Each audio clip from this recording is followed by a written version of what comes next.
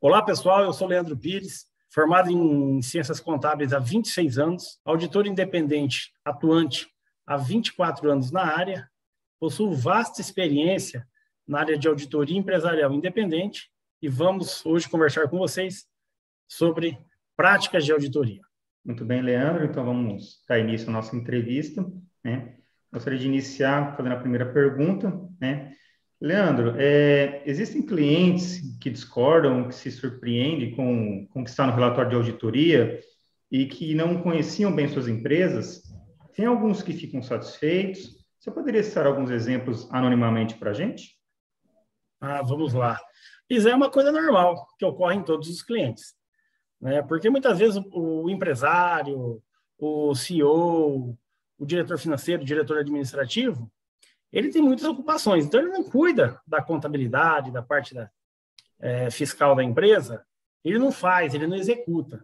Então, muitas vezes, ele se surpreende sim, né, positivo e negativamente. Negativamente, quando ele encontra no nosso relatório, que a gente denomina até carta de controle interno, ou até uma ressalva no relatório de auditoria, que tem algo errado na sua contabilidade, né? E isso é bastante complicado, porque muitas vezes ele acha, não, nossa empresa está tudo correto, tudo contabilizado corretamente, classificado corretamente na contabilidade, e verificar uma ressalva que ele desconhecia.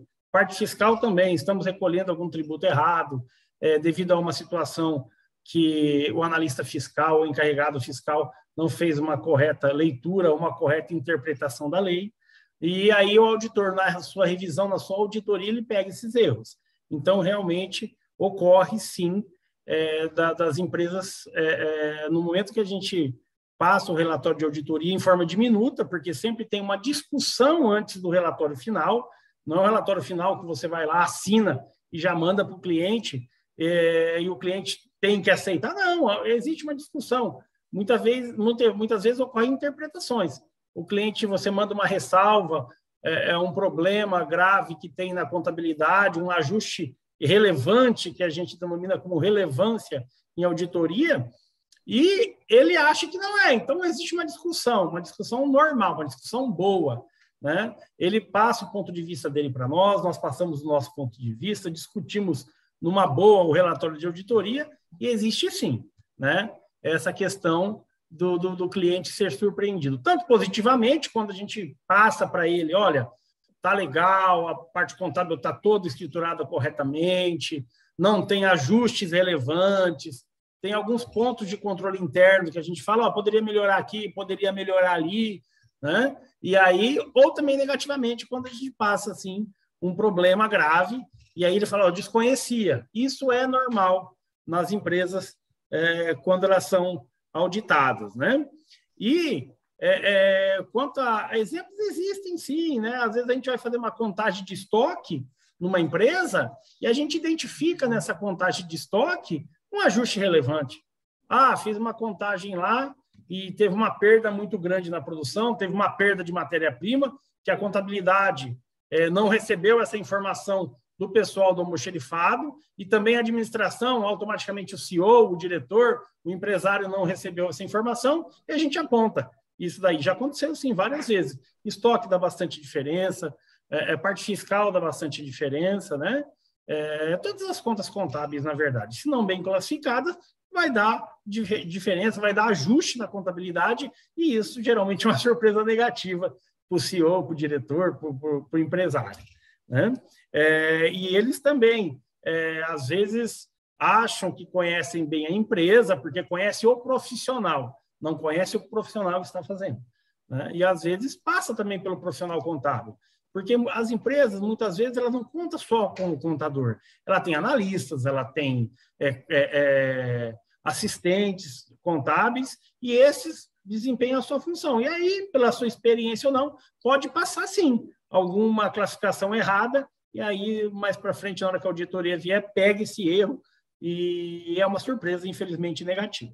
Mas existe, sim, tanto a surpresa positiva como a surpresa negativa. E existe também aquele empresário que, no momento da contratação da auditoria, ele fala para nós, olha, eu tenho certeza que vocês não vão encontrar nada relevante, só pequenos erros.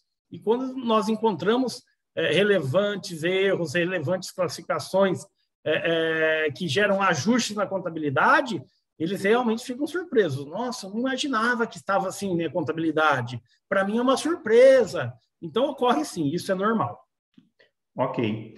Você acha que a lei que obriga algumas empresas a ter um auditor independente te beneficiou? Da sua carteira atual de clientes, quantos vieram por obrigatoriedade? E você acha que essa lei facilita na captação de clientes? Sim. A Lei 11.638, que determinou que empresas com faturamento acima de 300 milhões anuais ou ativos totais acima de 240 milhões de reais, elas são obrigadas a serem auditadas por um auditor independente com registro na CVM, que é o nosso caso. Então, facilitou não, ajudou bastante, porque nós mesmos sabíamos de muitas empresas que tinham esse faturamento e tinha esses ativos totais acima de 240 milhões e que não faziam auditoria. E nós ligamos, conversamos com a empresa e falamos sobre a obrigatoriedade de serem auditados. Muitas empresas, elas acataram, outras não acataram, né? Mas muitas acataram e fecharam um contrato com a gente, bem como com outras empresas de auditoria também. E o mais interessante, o mais legal, é que, posterior a isto, as empresas que não tinham auditoria contrataram a nossa empresa e contrataram também outros auditores, ficaram felizes, falaram, nossa, eu tinha uma visão diferente da auditoria. Foi necessário ter uma lei que me obrigasse a ter auditoria para eu contratar e verificar a importância do auditor dentro da minha empresa. Algumas empresas que nós temos hoje na carteira, que vieram devido à obrigatoriedade da Lei 11.638, eles até falam para a gente, falam, olha, mesmo que hoje eu não fosse mais obrigado, eu contrataria vocês ou contrataria outro auditor, porque eu entendi a importância de um auditor hoje dentro da minha empresa. Então, não só a Lei 11.638, como tem outras obrigatoriedades também, né? Então, atualmente, quando o contador ele vai enviar o SPED, se essas empresas que faturam acima de 300 milhões ou têm ativos acima de 240 milhões, não colocarem lá o CNPJ do auditor independente, o SPED não vai. Então, não só a lei nos ajudou sim, como também essa questão técnica do SPED, que é uma informação que você tem que enviar para os órgãos governamentais e que hoje consta que ele tem que dizer lá quem foi o auditor dele. Algumas empresas, inclusive, quando vai enviar o SPED e não coloca essa informação, o SPED não é enviado. Então, é um risco que as empresas também estão correndo por não contratarem os auditores. Então, todos esses controles que o governo, tanto federal, como estadual, como municipal, que eles estão implantando no governo, está, sim, ajudando o auditor na captação de mais clientes. Automaticamente, se você tem uma lei e a empresa cumpre a lei, ela tem que contratar o auditor. E aí, sim, nós estamos também sendo beneficiados. Mas muitas empresas que faturam menos também de 300 milhões e não têm a obrigatoriedade de auditoria estão contratando. Hoje, o auditor, ele realmente deixou de ser uma obrigação para a empresa, né? Ele passou a ser um parceiro, algo necessário, uma ferramenta de controle, uma ferramenta de administração, de auxílio. É um parceiro realmente das empresas. Ok, Leandro. E como fazer sua empresa ser escolhida para um projeto de auditoria diante das grandes empresas de auditoria? Você poderia dar alguns exemplos de modo anônimo? Olha, essa é uma pergunta bastante interessante, porque quando você compete com empresas grandes de auditoria, e eu venho de uma dessas grandes, né, de uma denominada Big Four, eles têm realmente uma estrutura muito maior, tem milhares de funcionários, estrutura, né, e você compete com eles, né? Só que uma questão muito boa, no caso da empresa de auditoria, que ela tem menos profissionais, menos estrutura, é o custo também. Então, onde nós conseguimos também não brigar, concorrer com uma empresa grande de auditoria, mas também fazer frente a ela numa proposta, é o preço. Automaticamente, se você é uma empresa menor de auditoria, você tem um custo menor, automaticamente a sua proposta de auditoria tende a ser bem mais barata, né? Você tem seu risco, mas ele tem um risco maior que o seu devido ao nome, realmente. Você não pode comparar uma Big Four, que é uma empresa internacional, que tem milhares de países, né? E que estão aí no mercado internacional, com uma empresa interiorana, que tem 2, 3, 4 sedes, ou só tem uma sede numa cidade, automaticamente, realmente, o custo é menor. E aí que a gente consegue também concorrer. Outra questão que a gente consegue concorrer bem é quanto à localidade. Um exemplo, nós estamos aqui no interior do estado de São Paulo, em Presidente Prudente. Eu estou bem perto do meu cliente, eu estou próximo a ele. Então, quando uma empresa contrata um auditor de fora, por mais ágil que esse auditor chegue na empresa, ele vai demorar aí 6, 7 horas para chegar aqui no interior. Nós estamos dentro, nós chegamos em 15 minutos. Então, nós conseguimos também concorrer devido à proximidade com o cliente. E os custos também. Quando você está na cidade, você evita um custo de locomoção, você evita um custo de hospedagem, um custo de refeição. E hoje, para as empresas, isso é muito importante. No momento que nós vivemos atualmente, nessa retomada econômica do país, as empresas estão procurando reduzir. E quando você traz um trabalho bem feito, com custo menor para as empresas, então você realmente consegue concorrer. As empresas grandes têm o valor dela, realmente são muito importantes, fazem um trabalho de excelência, mas nós também, os pequenos também conseguem fazer um trabalho bem legal, com bastante excelência, com bastante competência, entregar, muitas vezes, um bom produto muito similar com uma de uma empresa grande, cobrando um custo bem menor. Ok. E você poderia dar exemplos de clientes que conseguiram empréstimos no BNDES por causa de um relatório de auditoria? Você poderia citar valores sem mencionar o cliente? Na verdade, isso aí é uma obrigatoriedade também, né? Depende do empréstimo do BNDES que você for fazer a captação, se você não tiver as suas demonstrações contábeis, demonstrações financeiras, auditada por um auditor independente, você não consegue nem começar a conversar com o BNDES. Na hora que você manda suas demonstrações contábeis, com certeza o BNDES vai falar, não são auditadas, então eu preciso de uma demonstração financeira auditada por um auditor. Então, sim, e não só para a captação, também para a recorrência. Nós temos clientes recorrentes que eles fizeram a captação no BNDES com o relatório da auditoria, nosso, bem feito, adequado a todas as normas e a todas as leis que regem uma contabilidade, e você não é só no ano da captação. Posteriormente, todos os anos, esses clientes são obrigados a fazerem auditoria com a gente ou com outra empresa de auditoria e enviar também para o BNDES, porque o BNDES também faz uma captação, não, ele faz acompanhamento dos números das empresas, acompanhamento da parte contábil e financeira da empresa. Você perguntou em BNDES, mas eu também posso falar de bancos normais. Bancos normais que a gente fala assim, bancos comerciais, né? Os bancos privados e também bancos estatais, mas que são mais comerciais. Eles também, devido em algumas operações financeiras de empréstimos, de financiamentos, eles também estão solicitando às empresas um parecer de auditoria para dar uma maior veracidade às informações. Ou seja, o contador colocou as informações, ele assinou que está certa. Veio um terceiro, um auditor independente, assinou corroborando com aquela informação do contador. Ou seja, a informação é bem verídica e está ali. Então, hoje, não só o BNDES, como demais bancos, dependendo do valor da operação, conseguem sim essa captação com um relatório de auditoria. Quando a gente fala em valor, eu tenho clientes que captaram 5 milhões, como tem clientes que captaram 100 milhões. Aí vai muito da necessidade da empresa. Tem aqueles que também captaram para adquirir máquinas, equipamentos industriais, para montar uma indústria, e aí tem que ter o relatório do auditor. Aí vai muito do valor, mas geralmente aí você pode colocar acima de 5, 10 milhões, e aí o limite depende da capacidade de pagamento da empresa e o que ela está pleiteando junto ao banco. Ok, Leandro.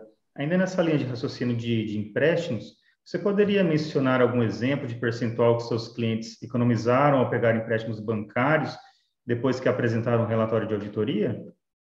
Sim, sim.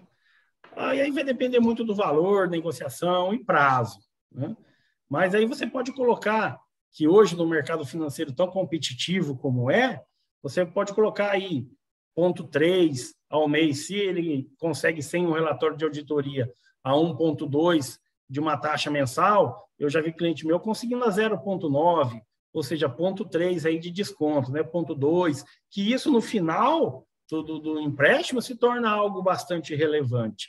Então, quando você tem um relatório de auditoria assinado por um auditor independente, você consegue uma negociação muito melhor com o banco. E muitas vezes você consegue a negociação, porque já verificamos casos em que a empresa ela não conseguiu o empréstimo bancário por nenhuma taxa, porque ela não tinha suas demonstrações contábeis, o seu relatório de auditoria.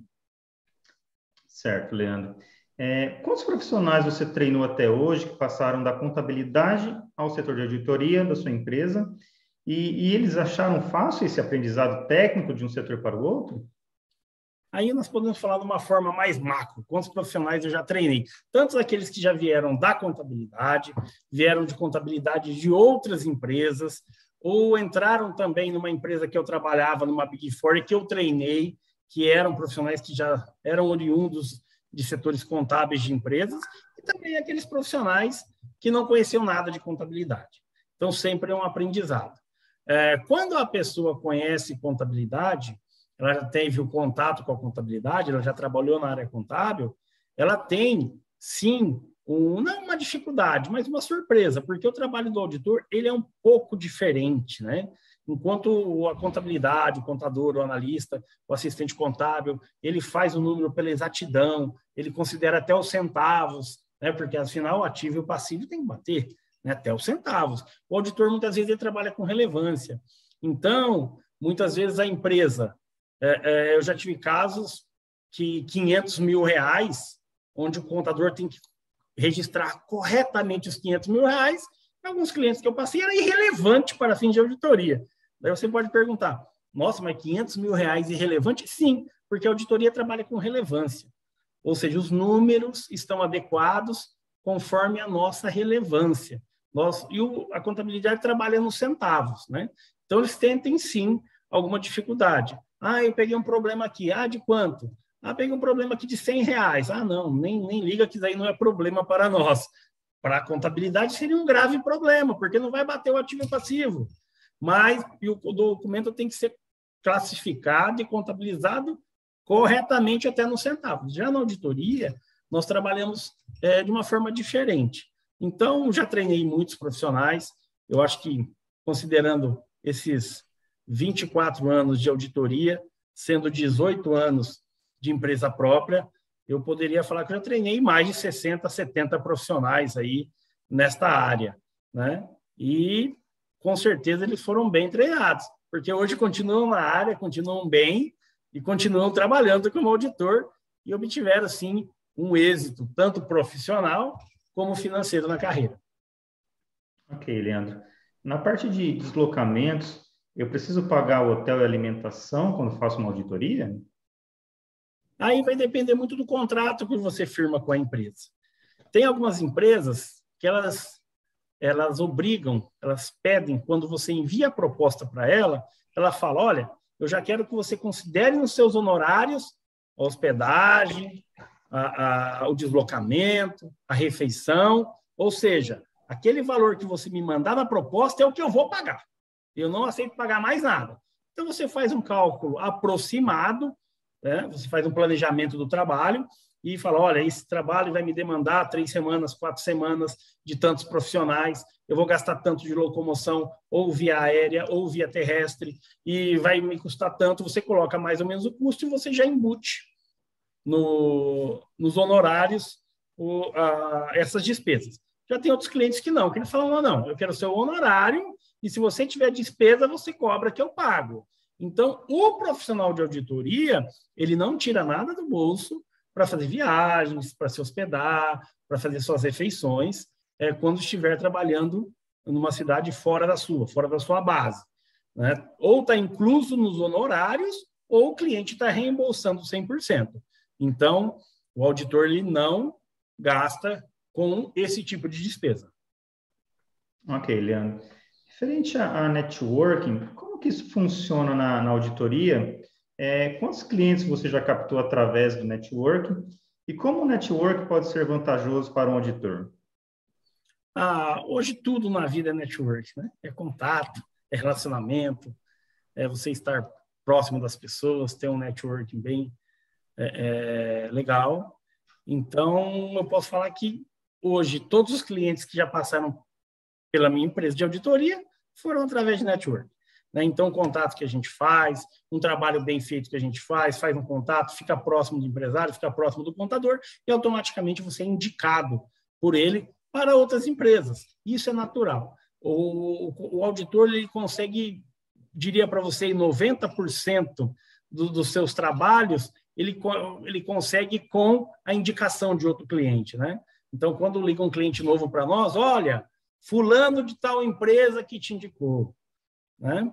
Olha, eu estava conversando na faculdade com um contador e ele falou que uma vez você fez um trabalho para ele e ele gostou muito do seu trabalho, então eu precisava de um trabalho de auditoria. Então, aí, até mais de 90% das empresas que a gente envia proposta, que a gente fecha um trabalho de auditoria é por indicação. Então, é network puro, né?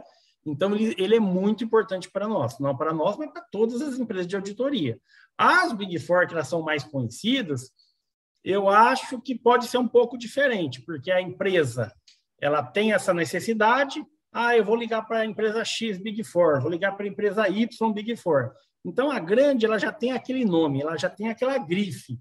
Então, quando a empresa precisa de uma empresa renomada, uma Big Four, então ela busca, sim, faz uma ligação e faz o contato telefônico. Mas para as empresas menores de auditoria, aí é network.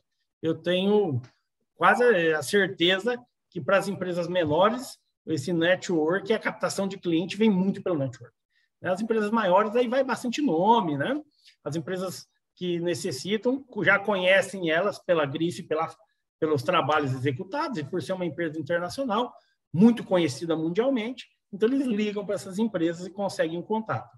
Agora, já para o mundo das pequenas e médias empresas, é bastante network. Certo, Leandro. Por que as viagens de auditoria aumentam suas chances profissionais? Você conhece pessoas que conseguiram cargos melhores dentro das empresas que auditam?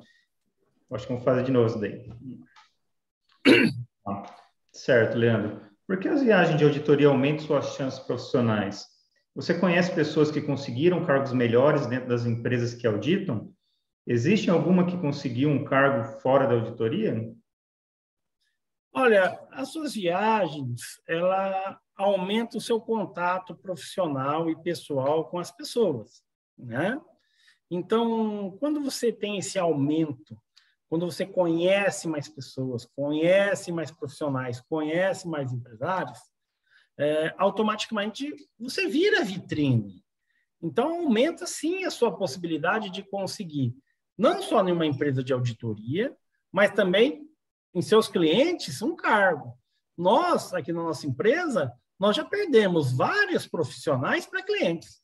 Então, o profissional, o auditor, o assistente de auditoria, o gerente, ele começa a fazer um trabalho para aquela empresa, o empresário gosta, o CEO, o diretor, ele gosta do profissional, tem um contato profissional, e na hora que ele tem uma oportunidade dentro da empresa, ele faz a oferta. Olha, você trabalha na empresa X de auditoria, estou precisando aqui para essa função. Estou precisando para auditoria interna. Você não quer assumir? Você não quer participar do processo seletivo? Então, quando você faz viagens, né? Porque você pode fazer o trabalho também na sua cidade, mas quando você sai de um local em que você está trabalhando ali todos os dias, dentro de uma sala, e você vai para o mercado, faz as viagens, ou sai da sua base e vai para os clientes, você vira uma vitrine. E aí, quando você tem um bom trabalho, automaticamente o cliente pode comprar, né? no bom sentido da palavra, o seu trabalho. Então, você saiu. Tem muitos profissionais que eles trabalham, mas trabalham na base. São excelentes. Mas aí, eles não estão na vitrine, eles não estão se expondo. E, automaticamente, a probabilidade de ter uma oferta de uma empresa é bem menor. Então, quando você tem, sim, essas viagens, esses contatos com outros profissionais, com outras empresas, você recebe, sim, várias situações de indicação, ou também de currículo, você ganha uma experiência profissional e pessoal também muito grande, porque você passa por várias situações em viagens, né? Então, quando você se transforma em vitrine, você está ali, estão te olhando. Você chega numa empresa automaticamente de 50, 60 funcionários, são 50, 60 olhares para você. Ah, quem é aquele ali? Aquele ali é o auditor. Então, você faz um bom trabalho, o empresário fala, nossa, gostei daquele auditor, fez um bom trabalho, estou precisando para tal departamento. Vamos fazer uma oferta para ele.